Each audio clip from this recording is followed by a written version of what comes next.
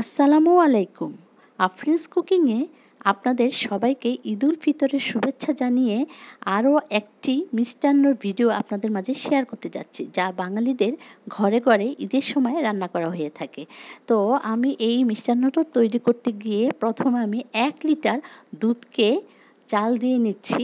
তো এখানে আমি 2টা দারচিনি দিয়েছি আর 2টা এলাচ দানা দিয়েছি। তারপর সামান্য পরিমাণে লবণ দিয়ে দিয়েছি।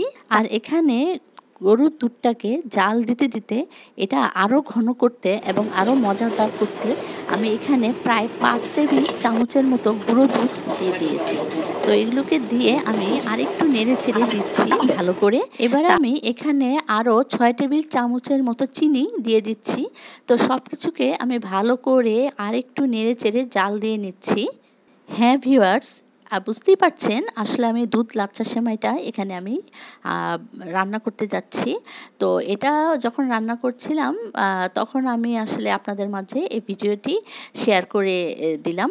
তো এটা ভালো লাগলে এই দুধ লাচ্ছা সেমাইটা আপনাদের যদি ভালো লেগে থাকে তাহলে একটি লাইক কমেন্ট শেয়ার করে দেবেন এবং আমার চ্যানেলটিকে অবশ্যই সাবস্ক্রাইব করতে ভুলবেন না এবং যারা ফেসবুক থেকে দেখছেন তারা আমার পেজটিকে ফলো করতে ভুলবেন না। তো আমি এই দুধ লাচ্ছা সেমাইটা যখন তৈরি করছিলাম আসলে আমার এই লাচ্ছা সেমাইটা ছিল আগুরি ঘিয়ে ভাজা লাচ্ছা সেমাই।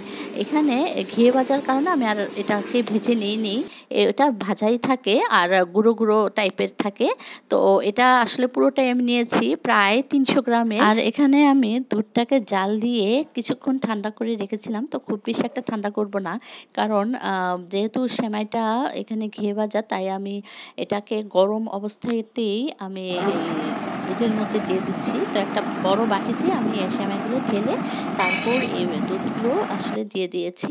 তার উপরে আমি কিছু কিশমিশ, কাজু, কাঠবাদাম আর পেস্তা বাদাম কুচি আমি উপরে দিয়ে দিয়েছি। আর দুধের মধ্যে যে আমি গরম মশলার 2-1টা দানা দিয়েছিলাম, যেমন এলাচ দানা, দারচিনি, এগুলি আমি ফেলে দিয়েছি।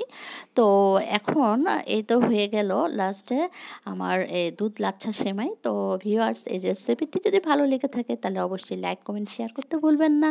আর আশা করি সবাই ভালো থাকবেন, ঈদ সুন্দরভাবে কাটাবেন আর যেখানে কোনো অন্যায় হবে সবাই মিলে রুখে দাঁড়াবেন। তো আল্লাহ হাফেজ।